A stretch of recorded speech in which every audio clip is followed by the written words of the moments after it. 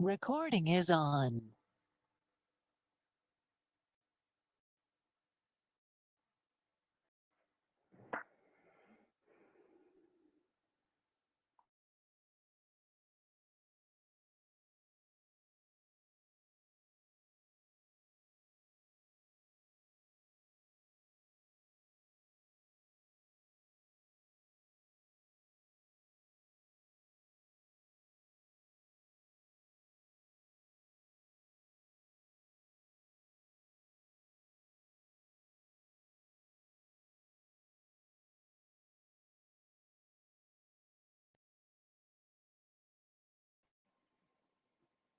Bueno, no sé si esperar un poquito más a que se sumen algunos o arrancar.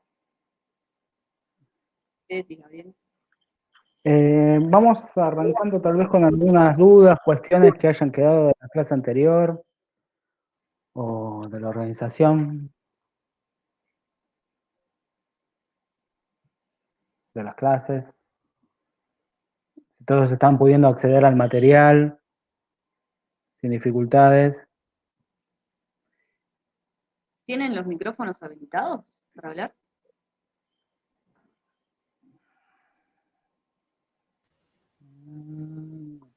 Creo que sí. Hola, ¿me escuchás, Gabriel? Sí, sí, te No, escucho, Jonah.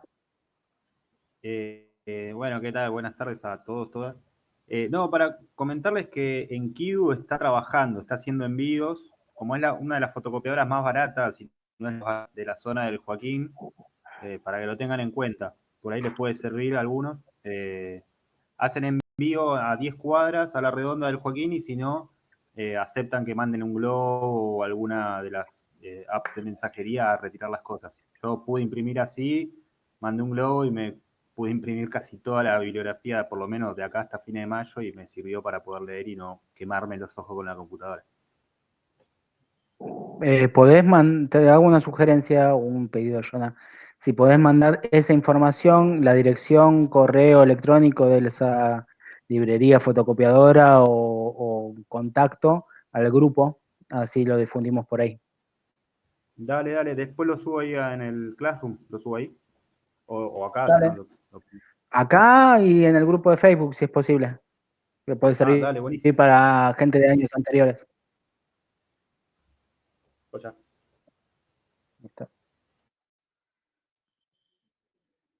Una aclaración más, cosa que me voy desasnando a medida que uso esta tecnología, es que no vamos a enviar más una invitación clase a clase, ¿sí? Cada vez que vamos a iniciar la clase, ustedes tienen que tan solo ir al link que le hemos enviado para esta clase, ¿sí? Y ahí directamente nos vamos a conectar. Los horarios ya los tenemos pautados, ¿sí? 18:10 y 20:30, martes y jueves, y en términos de una hora más o menos va a ser la duración aproximada de la clase. Directamente vamos a ir a este link que les envié para la clase de hoy, y así nos vamos a juntar cada vez que sea la clase.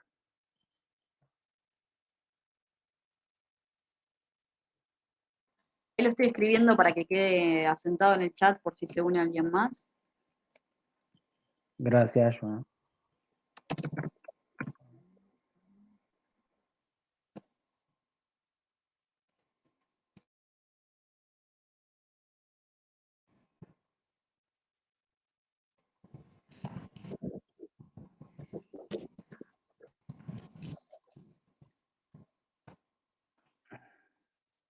Yo creo Bueno, que estamos podemos 20. empezar, me parece, ¿no?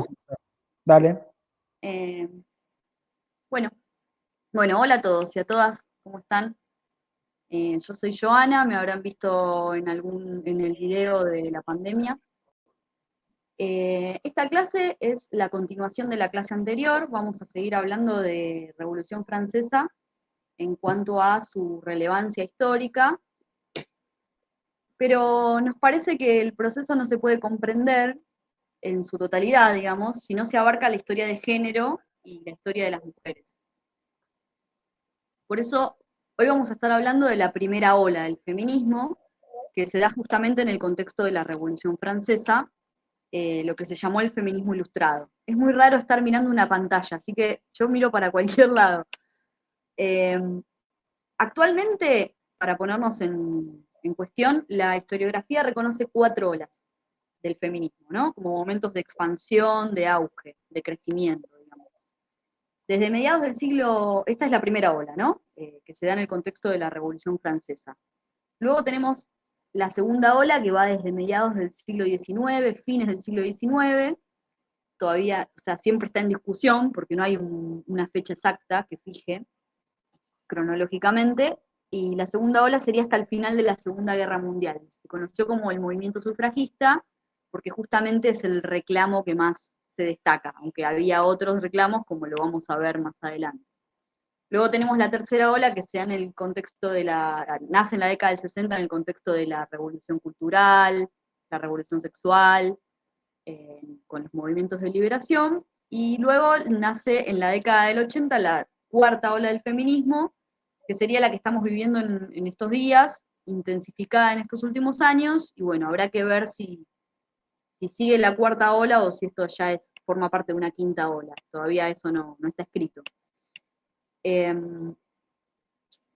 Una aclaración antes de empezar con el feminismo ilustrado.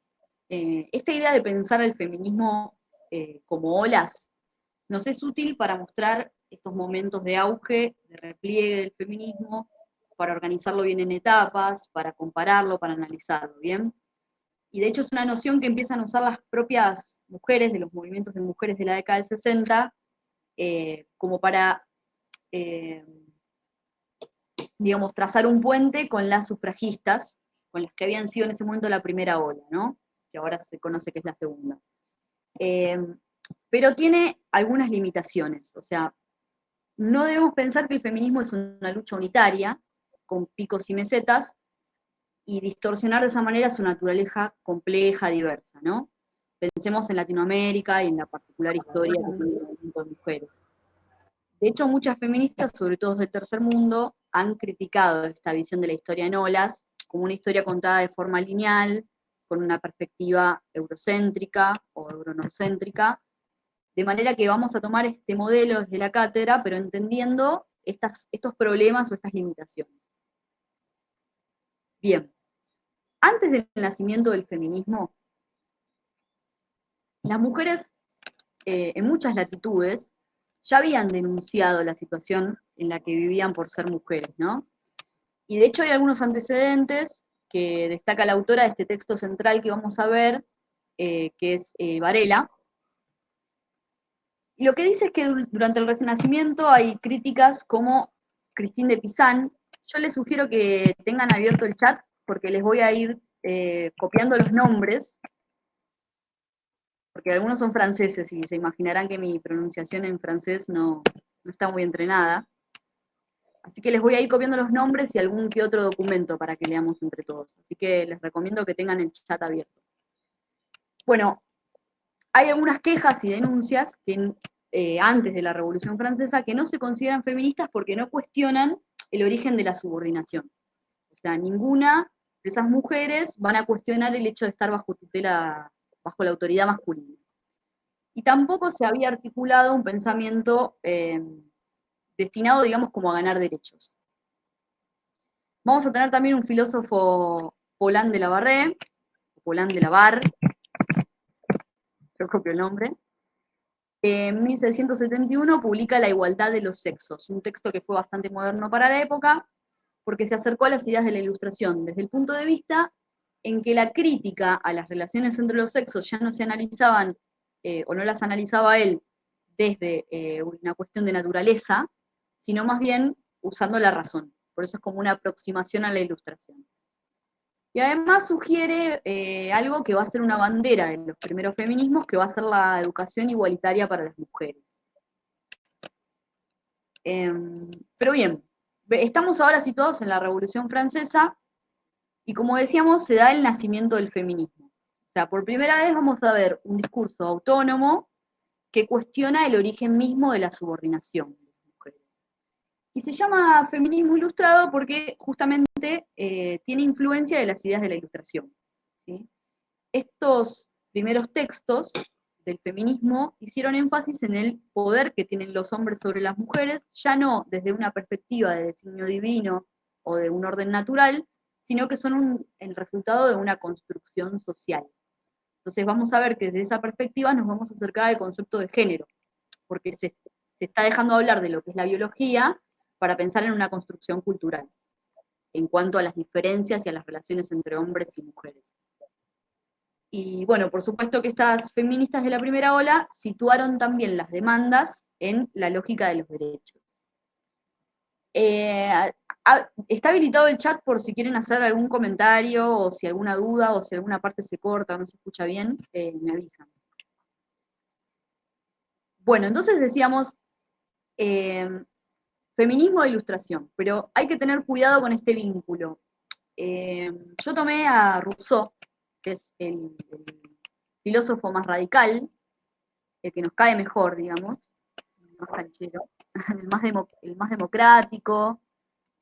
Y acá tengo, les voy a copiar en el chat. Hay una fuente de Rousseau. Es parte del libro quinto del Emilio. ¿Están viendo el chat? Abran el chat. Es el libro quinto del Emilio, es un libro que hace Rousseau, destinado como a la educación. Y bueno, habla mucho de lo que es la educación de las mujeres. Y dice, en lo que se refiere al sexo, se hallan siempre relaciones entre la mujer y el varón, y siempre se encuentran diferencias.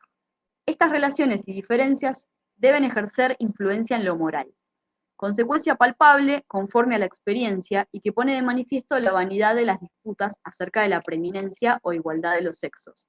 En lo que existe de común entre ellos son iguales, pero en lo diferente no son comparables. Se deben parecer tan poco un hombre y una mujer perfectos en el entendimiento como en el rostro. El uno debe ser activo y fuerte, el otro pasivo y débil. Es indispensable que el uno quiera y pueda, y es suficiente con que el otro oponga poca resistencia. Establecido este principio, se deduce que el destino especial de la mujer consiste en agradar al hombre. El mérito del varón consiste en su poder, y solo por ser fuerte agrada. Bueno, este es Rousseau, el más radical de los filósofos, el más democrático, y como ven, la ilustración claramente no es feminista, ¿sí? El estado ideal para Rousseau sería una república en la cual cada varón es jefe de la familia, que es el núcleo de la sociedad, y es ciudadano. Y todas las mujeres, por el contrario, son privadas de esta ciudadanía y de esta libertad. Serían como un sexo segundo, ¿no? El cometido queda claro, agradar, ayudar, criar a los hijos. Y como vemos en la sociedad de la época, hay una barrera muy firme de prejuicios que están muy instalados en las prácticas sociales, en las prácticas políticas, a las que Rousseau le va a dar solidez con estas teorías, ¿no? Porque Rousseau es un filósofo muy leído en la época. De manera que tenemos la exclusión de las mujeres del ámbito público y construcción de modelos de feminidad. Entonces, queda claro, la ilustración no es feminista, es más, dice Amelia Valcárcel, que es una filósofa española de izquierda, dice que el feminismo es un hijo no querido de la ilustración. Creo que está en lo cierto. Ahora, este feminismo ilustrado, en cuanto a lo teórico, tiene el primer documento, su primera expresión, en Mary Wollstonecraft. ¿Voy a copiar?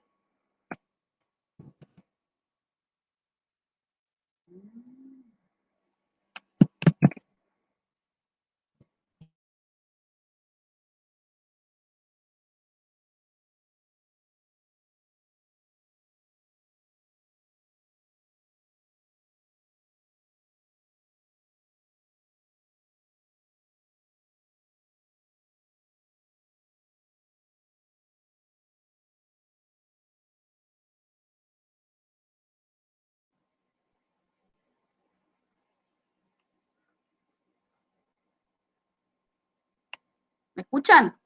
¿Se escucha? Ahí volviste, Jonah. Ah, ahí está, se me había ido el video. Ahí está. Gracias, chicos.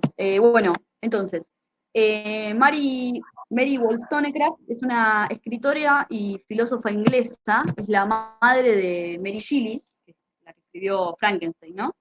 estuvo en Francia, había sido atraída por las ideas de la Revolución Francesa, por el ambiente revolucionario. Poco antes de que se tomara la Bastilla, había escrito un documento que se llamó Vindicación de los Derechos del Hombre, un texto muy emotivo por el cual se hizo famosa, y decidió escribir Vindicación de los Derechos de la Mujer, ¿no? Un texto en el que abogaba por el igualitarismo entre los sexos, la independencia económica, educación igual para niños y niñas, e incluso la necesidad de representación política y parlamentaria para las mujeres.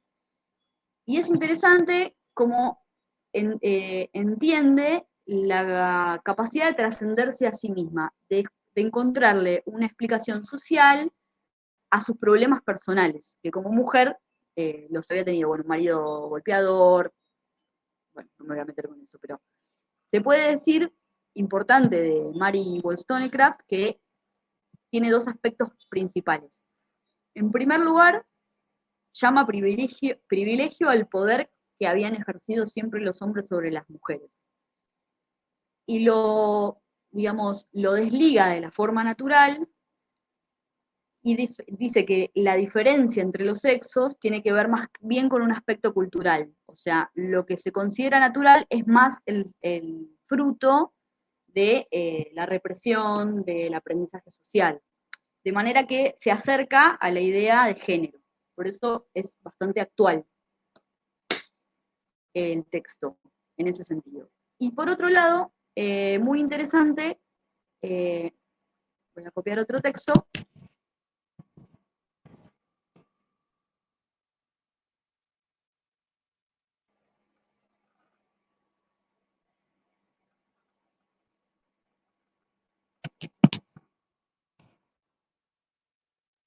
Este es Mary Wollstonecraft, ¿sí? Y si se decide que naturalmente las mujeres son más débiles e inferiores que los hombres, ¿por qué no establecer mecanismos de carácter social o político para compensar su supuesta inferioridad natural? Y es interesante porque acá aparece la idea de discriminación positiva, ¿no? Que tiene peso hasta la actualidad. Esta idea de que, bien, si Se hay... te fue el audio, Joana. O a mí se me fue la conexión. ¿Hola?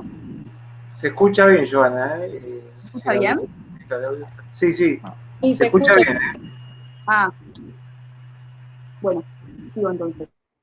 Entonces, está esta idea muy interesante de lo que es la discriminación positiva, ¿no? Esta idea de que, bueno, si hay un grupo minoritario que históricamente ha sufrido una discriminación, bueno, hay que aplicar medidas, políticas, acciones, digamos, encaminadas como a establecer un equilibrio. Ahora bien, ¿por qué el feminismo nace en la Revolución Francesa? ¿No? Pensemos en todo este cambio libertario político que supone la Revolución Francesa. Anteriormente el pensamiento de los filósofos de la Ilustración, toda la agitación política, las declaraciones de derechos, la idea de libertad, igualdad, fraternidad, todo esto trae como consecuencia el nacimiento del feminismo. Pensemos que individuos de todos los estratos sociales se sienten interpelados por los sucesos revolucionarios, ¿no? Estaban atentos a los debates de la Asamblea, las noticias sobre la aprobación de los derechos del hombre, las leyes aprobadas, eran todos temas que se discutían diariamente en la prensa, en los clubes políticos, en las calles, en los mercados de París. Por lo tanto, podemos decir también que la Revolución Francesa significa el auge de la esfera pública. Y pensando que las mujeres estaban antes replegadas en la esfera doméstica, encuentran una oportunidad para aprovechar estos espacios y salir un poco de la esfera doméstica, ¿no? Al ámbito público. Los clubes de mujeres, las procesiones, los reclamos por los hogares desabastecidos, todo eso es una creación de la Revolución Francesa y va a tener un protagonismo femenino importante. Muchas mujeres de la época, de hecho, comienzan a vivir de forma distinta, y ya sabemos que durante todo el siglo XVIII se había visto que habían sido activas, por ejemplo, en la creación de los salones literarios, en donde se relacionaban cultural y intelectualmente personas, incluso de distintos estratos sociales, pero todos ellos cultos, para conversar, debatir cuestiones literarias, científicas, políticas, salones que fueron importantes en París, luego se extendieron a Londres, a Berlín, a las grandes ciudades de Europa. Para que tengan una idea, entre 1789 y 1793 quedan censados 56 clubes republicanos femeninos activos, 56 clubes en París. Acá, recomienda Gabriel la película Mary Shelley.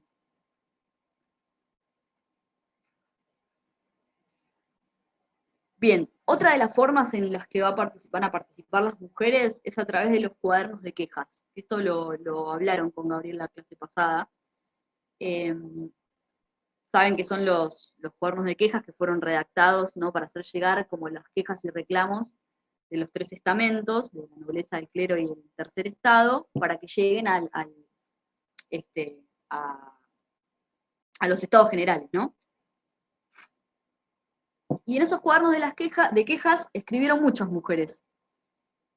¿Qué pedían? ¿Qué reivindicaban? Fundamentalmente pedían derecho a la educación, derecho al trabajo, derechos matrimoniales y derechos respecto a los hijos. Pero nos encontramos de repente con alguna fuente, algún documento, alguna queja, como esta que les copio ahora, que es de una anónima,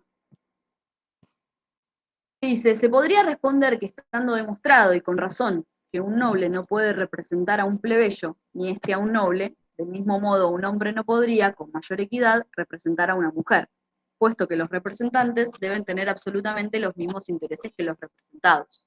Las mujeres no podrían, pues, estar representadas más que por mujeres. Así que se atisban ya en los cuadernos de quejas algunos reclamos de carácter político, ¿no? Planteamientos políticos. Yendo al proceso revolucionario en sí, sabemos que las mujeres participaron activamente. El episodio más conocido es la famosa marcha sobre Versalles, ¿no?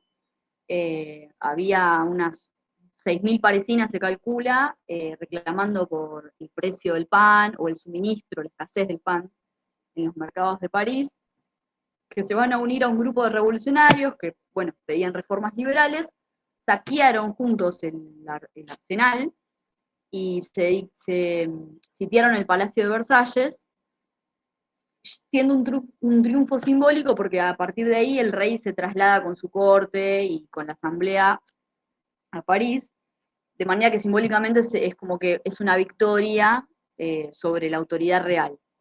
Y en este episodio, como en muchos otros, hubo participación de mujeres, y en este principalmente hay un gran protagonismo. Pero interesante la idea de que las mujeres, esto lo dice Ana de Miguel, que es una filósofa y feminista española, dice: las mujeres de la Revolución Francesa observaron con estupor cómo el nuevo Estado revolucionario no encontraba contradicción alguna en pregonar a los cuatro vientos la igualdad universal y dejar sin derechos civiles y políticos a todas las mujeres.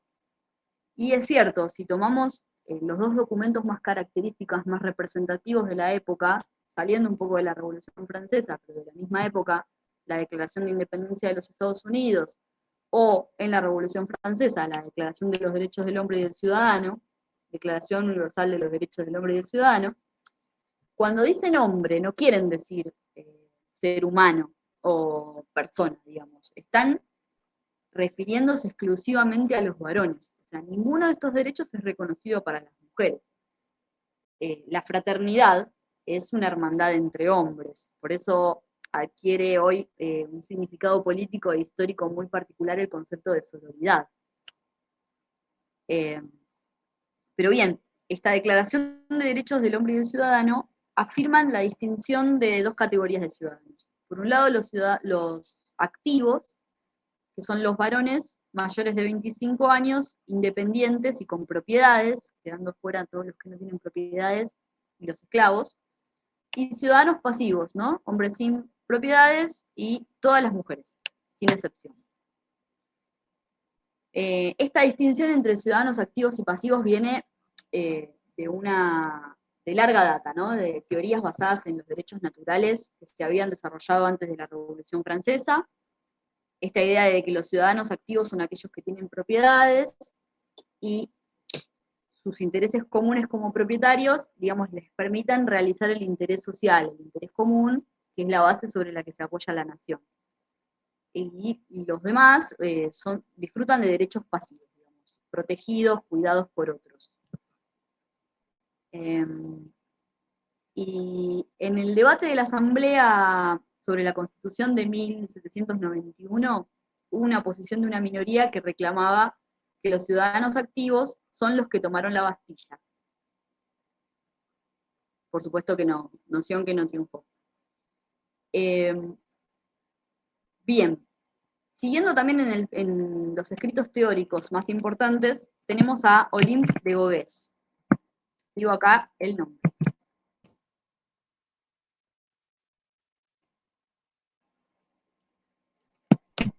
Olympe de Gauguès. Redacta, es francesa ella, escritora, política, filósofa, y escribe la Declaración de los Derechos de la Mujer y la Ciudadana, ¿no? Que constituye una de las formulaciones políticas más claras del feminismo en reclamo de la ciudadanía para las mujeres, ¿no? Son 17 artículos que son paralelos a los de la Declaración Universal de los Derechos del Hombre, ¿no? Les voy a copiar una selección de los artículos, como para tomar por lo menos 2 artículos.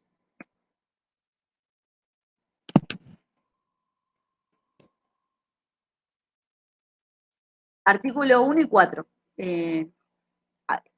La mujer nace, permanece y muere libre, al igual que el hombre en derechos. O sea, son los mismos artículos, pero en vez de hombre, está escrito en el lenguaje femenino. Digamos. La libertad y la justicia consisten en devolver todo lo que pertenece a los otros.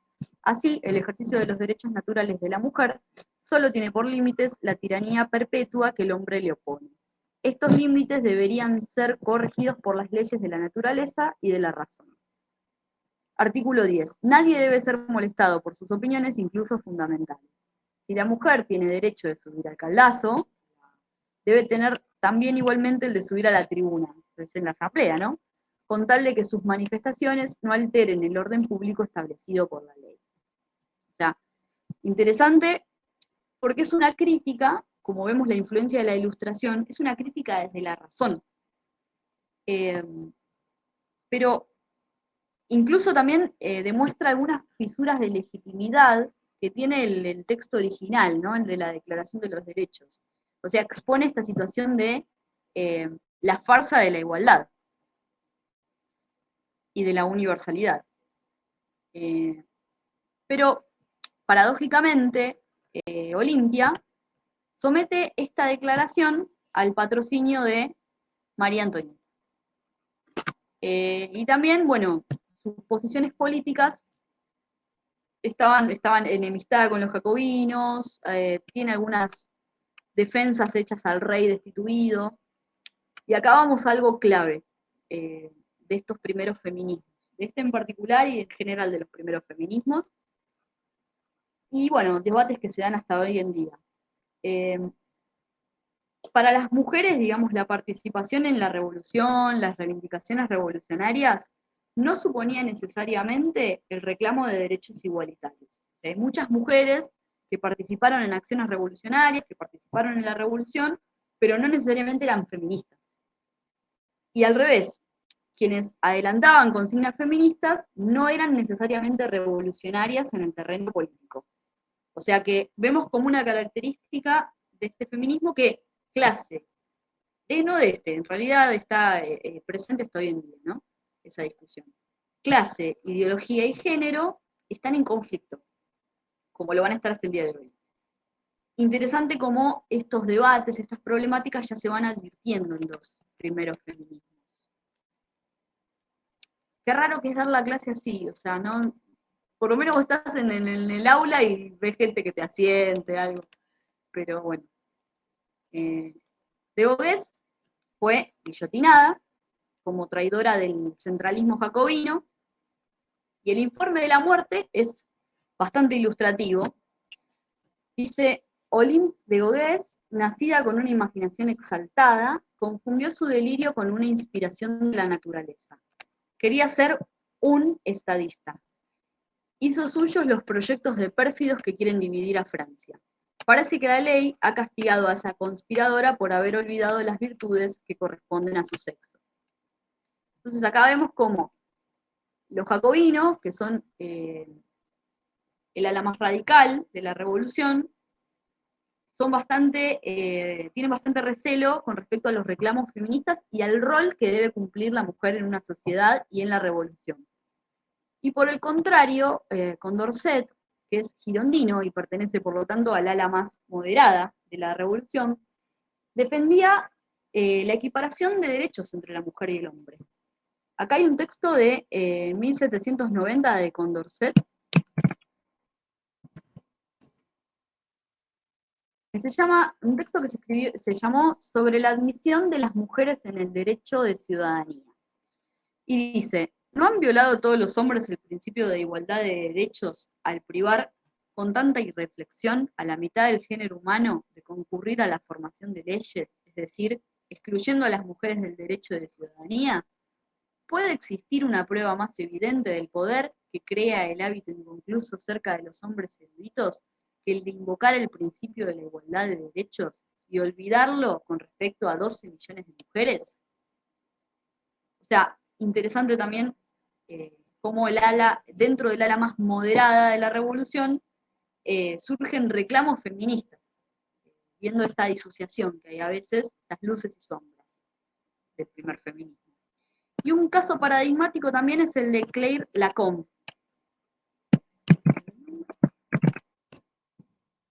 Claire Lacombe es una activista revolucionaria feminista que participó en la toma de las Tullerías, en varios sucesos revolucionarios, en la marcha sobre Versalles, que fue detenida y caracterizada como amazona, ¿no? La amazona, este pueblo de la mitología clásica griega, tengo para compartirles algunas imágenes.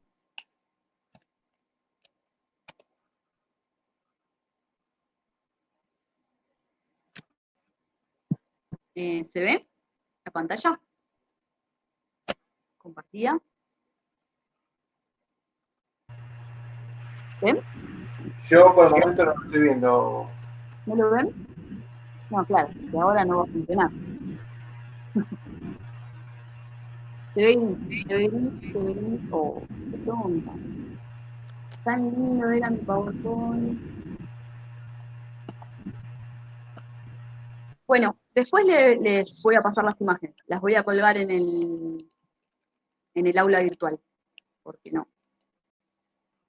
Se ve que cuando mucha gente, porque habíamos hecho una prueba antes de la clase y funcionaba, pero se ve que cuando hay mucha gente conectada no agarra. Bueno, sigo sin fuentes y triste. Claire Lacombe entonces participa de varios sucesos revolucionarios, de varios hechos revolucionarios, y es caracterizada por los enemigos, por los que la capturan. A ver, dice Gastón, quizás si desactivan los videos, los espectadores, por ahí puede verse. Podríamos probar. A ver, les pedimos que desactiven todos los videos.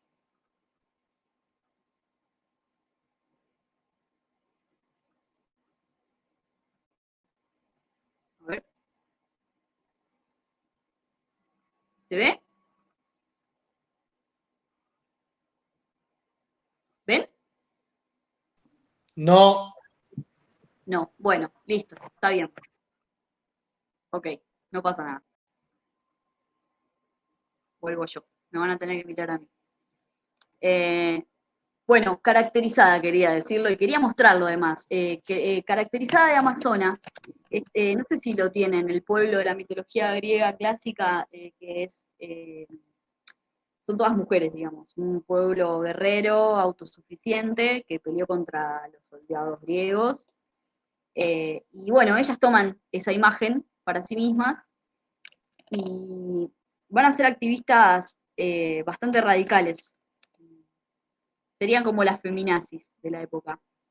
Claire Lacombe es una defensora de los derechos de la mujer trabajadora. Y fue jacobina hasta que se enemistó con la asamblea, con la convención, perdón, en un discurso que da pidiendo autorización para crear batallones femeninos. Escribo el nombre cuando pueda, sí. Ahí va. Claire Lacombe, o Lacombe, o... Bueno, pide autorización para crear estos regimientos femeninos. Muchas mujeres, eso es interesante también para que, si les interesa, lo vean después, la participación de las mujeres en el ejército, incluso en el ejército napoleónico. Hubo participación, pero por supuesto está viciada, muchas disfrazadas de hombres, pero cuando las papas quemaban tenían que llamar a cualquiera que se presentase para combatir contra la reacción, y muchas mujeres participaron, pero nunca fueron autorizadas a portar armas. Por eso en los dibujos siempre se las ven con lanzas, con otro tipo de armas, no de fuego.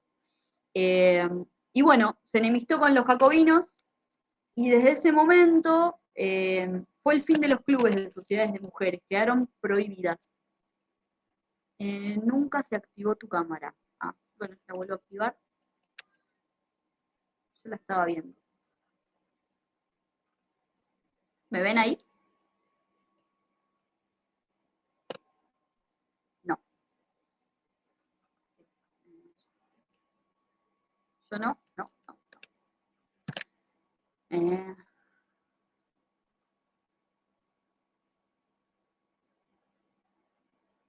Vamos de nuevo. Activo. ¿Se ve mi pantalla ahora? Maldita tecnología. Bueno, ahora están viéndome a mí.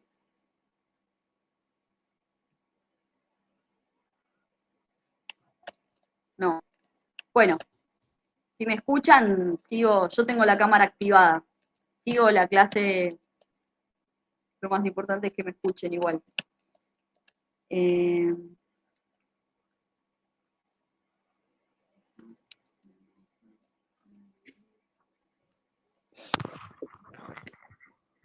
O sea, ¿están viendo mi pantalla o no están viendo nada?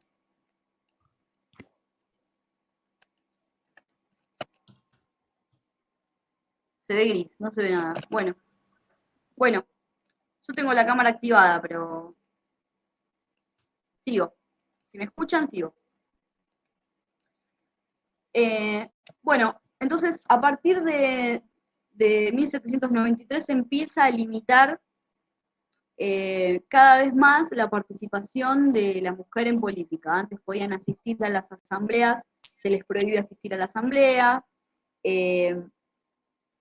y digamos que la Ilustración y la Revolución Francesa alumbran el primer feminismo, pero también significan su primera derrota. El poder patriarcal va a reaccionar con saña, como es habitual después de cada avance feminista, y eso lo vamos a ver. Hay una reacción patriarcal, machista, y van a quedar entonces excluidas ya de los derechos políticos. En 1793 se ordena que se disuelvan los clubes femeninos, no podían reunirse en la calle más de 5 mujeres, muchas fueron encarceladas, exiliadas, guillotinadas, como Olimpia, y en 1795 es que se prohíbe que asistan a asambleas políticas. Luego el Código Napoleónico de 1804, que bueno, lo vamos a ver la clase que viene, pero es un código que va a ser imitado en toda Europa, va a convertir el matrimonio en un contrato desigual, va a exigir la obediencia de la mujer al marido, prácticamente la mujer queda relegada a una minoría de edad, o sea, no tenían derecho a administrar la propiedad, no podían fijar o abandonar el domicilio, no podían ejercer la patria potestad, no podían mantener una profesión o emplearse a sí mismos, no podían rechazar a su padre o a su marido violento. O sea que para la mujer lo que quedaba era la obediencia, el respeto, el sacrificio. Eran como virtudes obligatorias para las mujeres. E incluso el nuevo derecho penal fija para las mujeres delitos específicos como el adulterio y el aborto. Acá vemos cómo se consagra esta idea de que el cuerpo no les pertenece, ¿no? Que todavía lo estamos peleando. Creo yo que es importante hacer historia de género no solo para acercarse a la historia de las mujeres como algo paralelo, sino más bien para comprender la historia en su total dimensión. O sea, esta condición de reforzamiento patriarcal del código napoleónico, de la restauración, no se entienden por completo si no se estudia este primer feminismo, este primer avance feminista. Y así en toda la historia. Es un trabajo que se está haciendo en los últimos años, que todavía se sigue haciendo y que creo que estamos haciendo un esfuerzo desde la cátedra por incorporar esta historia de las mujeres, esta historia de género a las clases y incorporando textos también. Me interesaba para el final algunas reflexiones de Sass-Bone, que es un texto que tienen en complementaria, pero que es muy interesante, si lo pueden leer. Es un filósofo argentino de izquierda. ¿Qué sucede? O sea, durante el transcurso de la revolución, como dijimos, se otorga espacio social, hay una intervención pública de las mujeres, pero al término de la Revolución Francesa siguen replegadas en los derechos civiles y políticos.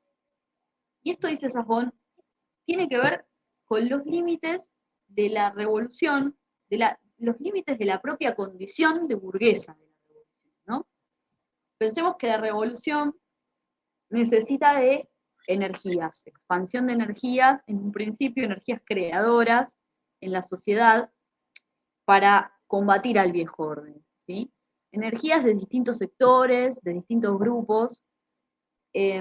Ahora, cuando se conquista la base del nuevo orden, que es progresivo pero que no es igualitario, ahí es cuando se requiere extinguir todas estas demandas que habían escapado del control de este nuevo orden y que amenazaban justamente la base de dominación, amenazaban los intereses. Por lo tanto, se va a reprimir la igualdad de género, la igualdad, la lucha femenina, como también se reprimió a los sectores más radicalizados de la revolución, a los más democráticos, a la base popular de la revolución. Y esto es porque justamente estas demandas hay que pensar que eran incongruentes en el contexto de una revolución burguesa del siglo XVIII, que por más avanzada que fuera, sigue siendo una revolución burguesa del siglo XVIII. Eso me parece interesante de esas bombas. Y otra reflexión que hace este filósofo, lo voy a escribir, porque no lo escribí, pero lo tienen, ya les digo, el texto está en complementaria y es súper interesante. Sass-Bone plantea comprender al feminismo durante la Revolución Francesa desde dos frases. Por un lado, la afirmación de Engels, que dice, voy a copiar acá para que la tengan presente. Dice Engels, el grado de la emancipación de la mujer en una sociedad es el criterio natural de la emancipación general. O sea, el grado de emancipación de la mujer nos podría servir como para ver el grado de emancipación general que tiene la sociedad, ¿sí? Y por otro lado, unir esa frase con con la idea de Marx de que las revoluciones burguesas expresan, más que el medio local o nacional, expresan el universal, expresan las necesidades del mundo del momento. O sea, y también la idea de que cada revolución se inspira en su antecedente y que la enriquece. Álvaro García Linera, que también lo había citado en el video de la pandemia, dice que las revoluciones, siguiendo a Marx, ¿no? No podrán ni deberán ser una repetición de lo acontecido hace un siglo atrás. Tendrán que ser mejores que ella, avanzar mucho más que ella y superar los límites que ella engendró, precisamente porque fracasó. Y al hacerlo, nos dio a las siguientes generaciones las herramientas intelectuales y prácticas para no volver a fracasar, o al menos para no hacerlo por las mismas circunstancias por las que ella fracasó. Entonces, tomemos estas ideas, tres ideas. La afirmación de que el grado de la emancipación de la mujer en una sociedad es el criterio natural de emancipación general de Engels, esta idea de que Marx de que las revoluciones burguesas expresan las necesidades del mundo del momento, y de que cada revolución se inspira en la antecedente y la enriquece, ¿sí? En ese sentido, podemos pensar que la Revolución Francesa expresa las necesidades del mundo, de ese momento, ¿no? De la burguesía. Como lo prueba la expansión de los efectos de la Revolución Francesa, ¿no? Lo mismo con el movimiento emancipador femenino. Podemos pensar que este primer feminismo es una función de las transformaciones globales que estaban ocurriendo o por ocurrir. Luego hay que ver las posibilidades de concreción de esa emancipación, ¿no? Que ya tiene que ver más bien con condiciones objetivas, subjetivas. Pero volviendo a la idea de Engels, esta conexión entre emancipación femenina y emancipación general queda demostrada por la emergencia durante la Revolución Francesa de un discurso autónomo que va a asociar feminismo con revolución. Es más, en algún punto creo que puede pensarse que el feminismo podría suponer una efectiva radicalización del proyecto ilustrado igualitario. Y aunque tiene sus luces y sombras, dice Sajón, o sea, estas luces y sombras que vimos que feminismo y clase todavía están en contradicción, y la idea de que las conquistas inmediatas está claro que no fueron positivas luego de la revolución. Pero sí lo que está claro es que en el ciclo de la revolución burguesa podemos decir que la revolución francesa, o sea, si tomamos el ciclo general de revoluciones burguesas, la revolución francesa sería como el punto más avanzado de la emancipación general, porque en ella justamente se hace visible la cuestión de género, se hace patente y se hace reversible. Y incluso que sean pocos los logros concretos del primer feminismo también nos demuestra esta vinculación, porque justamente al tratarse de una revolución burguesa, estamos hablando de una liberación de la opresión del antiguo régimen, pero no de una igualdad material, económica, ¿no? No es una igualdad real. Habla de los límites de la propia revolución. Y bueno, nos parecía interesante aplicar esta idea de Engels para analizar los distintos momentos históricos, aunque no sea de forma matemática, ¿no? Porque con estas luces y sombras, como dice Sajón, pero nos permite como abrir un poco la cabeza. No sé si quieren agregar algo de esta reflexión de Engels, Marx. Igualmente, sobre todo lo de Marx lo vamos a retomar en la clase de revoluciones burguesas. Si quedó claro, si no quedó claro, o si quieren agregar algo.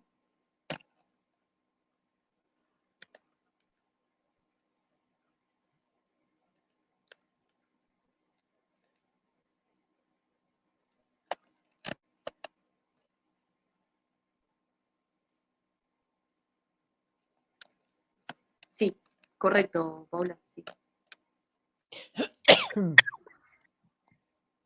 Salud. Bien, y me parece interesante porque para salir un poco de esta idea, ¿no? Digamos, que perdieron totalmente las mujeres. Bueno, no. Yo creo que, dice Sassbon, en todas las revoluciones, aunque sean frustradas, se crean espacios de fuga hacia el futuro, ¿no? Como un excedente de expectativas, un excedente utópico. Y las mujeres durante la Revolución Francesa, durante todo este proceso revolucionario, han acumulado experiencia propia, han acumulado conciencia política, o sea, en lo subjetivo, todas herramientas que les van a servir en las luchas posteriores. Y bueno, yo había pensado también como un anexo la idea de la imagen de la mujer en la Revolución Francesa. En lo que es, dijimos que las mujeres participaron en la revolución, ¿no? Incluso tuvieron protagonismo en la marcha sobre Versalles y en algunos acontecimientos. Ahora, estas acciones femeninas no son señaladas como heroicas por los contemporáneos, ni por la historiografía, bueno, recién ahora se está revisando, ¿no? Hace unos años la historia de las mujeres. Incluso desde los contrarrevolucionarios atribuían a las mujeres patriotas o rebeldes o feministas o las que participaban en la revolución, atribuían como un carácter sanguinario, ¿no? Como con esta idea del rasgo de la violencia en la naturaleza femenina, ¿no? Como el femme fatal. La idea de un mundo al revés en el que las mujeres abandonan el hogar como para dedicarse a actividades subversivas. Pero lo que más me interesaba es la paradoja de que si bien las mujeres eran invitadas a permanecer en el espacio doméstico, las imágenes de las mujeres invadían el espacio público durante la Revolución Francesa y bueno, posteriormente, ¿no? Durante las repúblicas. O sea, la nación quedó constituido como un espacio masculino en donde se utilizaba el cuerpo de la mujer de forma simbólica. Entonces pensemos en bueno, ahí está mostrando Gabriela la obra de Delacroix, ¿no? De la libertad. La libertad, la república, la justicia, son todas imágenes femeninas. Cómo se usa el cuerpo femenino como símbolo, pero al mismo tiempo, o sea, para lo público, para la imagen de Francia, pero al mismo tiempo eh, se insta a que permanezcan en la esfera doméstica. Y yo había pensado que para que usemos, ahí está mostrando Gaby, lo veo muy chiquitito.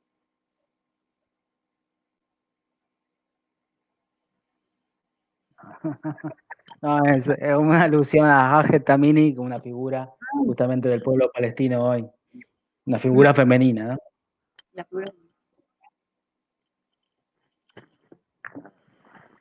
Bueno, y había pensado que sigamos en el foro, como para usarlo un poco, a ver si podemos intercambiar un poco más, como pedirle a ustedes que busquen una imagen de la mujer durante la Revolución Francesa, con algún comentario breve, chiquitito, 2 renglones, 3 renglones, no les vamos a poner demasiado, pero bueno, que busquen a ver qué, sobre todo de este uso simbólico, ¿no? Del cuerpo de la mujer.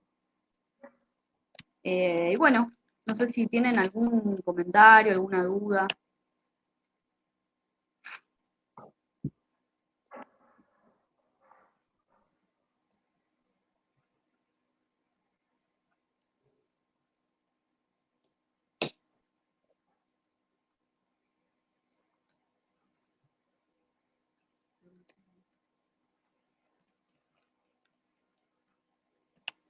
¿Algún comentario? ¿Algo? ¿Alguna reflexión?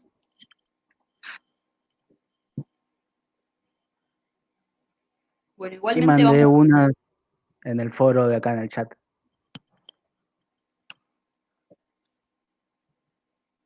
¿La leo? Interesante para preguntarse si las posiciones diferentes sobre el rol de las mujeres tiene alguna relación con los sectores burgueses que representan los girondinos, comerciantes y jacobinos, profesiones liberales y propietarios. Sí, no, no leí nada al respecto, pero puede ser. Es probable. Vos decís porque, bueno, obviamente estaban totalmente, no podían ejercer profesiones liberales, en cambio había mujeres comerciantes. Sí, creo porque los intereses que tocan las reivindicaciones femeninas son diferentes de acuerdo a cada sector de la burguesía. También para pensar que la burguesía no es un todo homogéneo, sino también tiene sectores y que a la vez en el momento de la revolución sus intereses hacen tomar posiciones contrapuestas a veces. Sí, mismo dentro de estos feminismos, de este nuevo feminismo,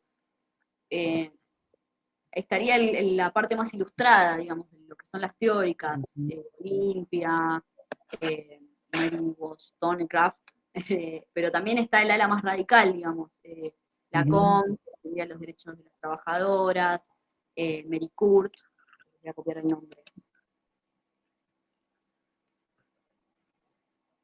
También dentro del feminismo, ¿no? Acá les copio algunos nombres de las iniciadoras, digamos, del feminismo francés.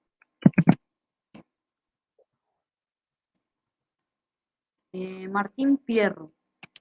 Tengo entendido que a Marat lo asesinó una mujer, que tenía algún rol definido en la revolución.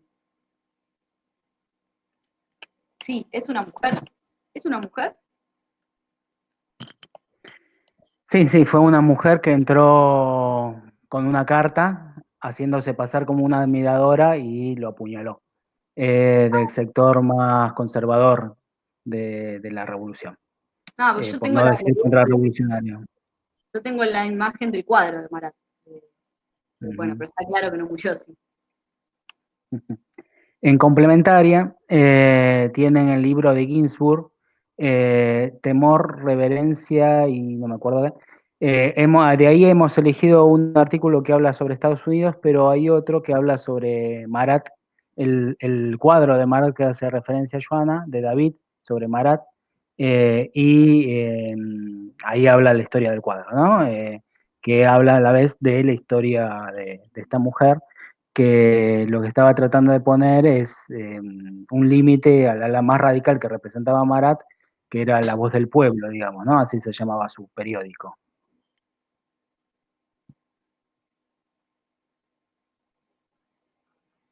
¿Algo más? ¿Alguna reflexión más?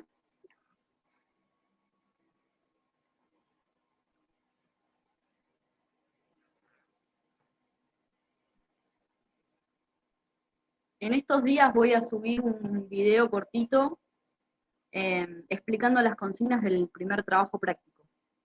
Lo voy a subir al canal de YouTube y lo voy a colgar también en el aula virtual. O sea, un video cortito donde les voy a explicar las consignas. Ya lo pueden ir haciendo, pero bueno, les recomiendo que vean el video así les quedan claras las consignas.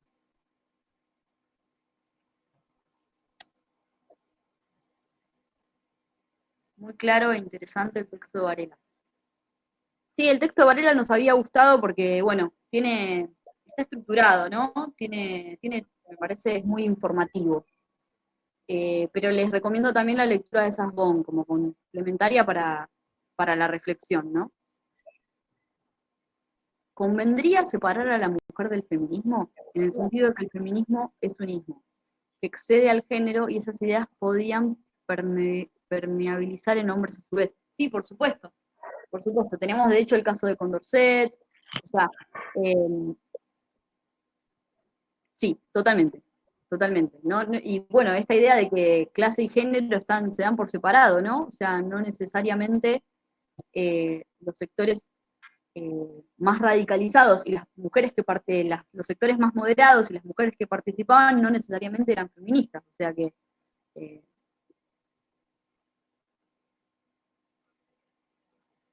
totalmente de acuerdo, Gastón. Fabián es de muy buena divulgación en el texto de Varela.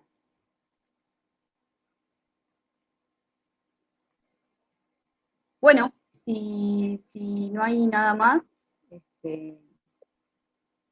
dejamos acá.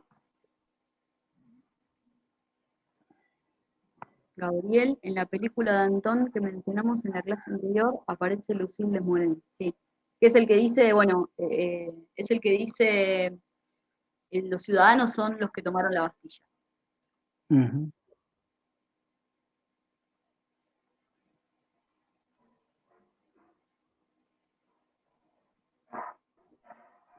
Bueno, no sé si vos, Gabriel, querés decir algo más.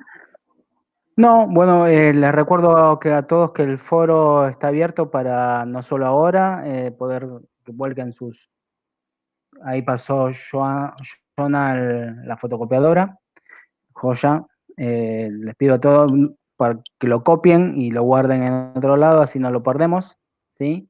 Yo lo voy a copiar y lo voy a subir al grupo de Facebook para el que lo necesite, inclusive de otras materias. Bueno, les recuerdo esto, que pueden intervenir en el foro con todo lo que quieran o necesiten hacer llegar a sus compañeros y a la cátedra, tanto para el dictado de la materia como para la operatividad de la materia. Y nos estamos viendo el jueves, continuando con Revolución Francesa, pero ahora con una mirada de balance más de la Revolución Francesa a partir de los textos de Maffei y otros que tenemos ahí. ¿Sí? Así No, que nos reencontramos. ¿Sí? ¿no está Napoleón? ¿Napoleón?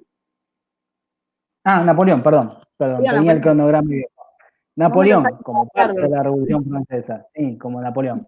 Así que vamos a tener la clase de Napoleón primero, perdón. Ahí vamos, Mariano, sí, gracias por apuntar. Una consulta sobre la bibliografía. En la clase que viene seguimos con el texto de San Martín. Sí, Paula, muy bien, gracias. Ahí, mucho más atenta que el profesor. Era para ver si estaba en la tele. Sí, sí. Bueno, nos vemos. Dross también. No tengo el cronograma acá a mano. Ya te digo. A ver. El texto de San Martín es el que está en obligatorio. Sí. Ah, el de Dross es complementario, sí. Ah, sí. Dross complementario. Perfecto. ¿Cómo vienen con las lecturas? Bueno, ya que estamos. ¿Están pudiendo leer algo o sabemos que son complejas las situaciones de cuarentena, hijos, trabajo, pero ¿están pudiendo seguir lecturas? Jude complementario. Sí, Cric, cric. Dross. sí, sí. Bueno, con los obligatorios vamos bien. Está bien. El texto de Dross es para restauración. O sea, para dentro de 2 clases. Restauración y romanticismo, junto con el de Lowy.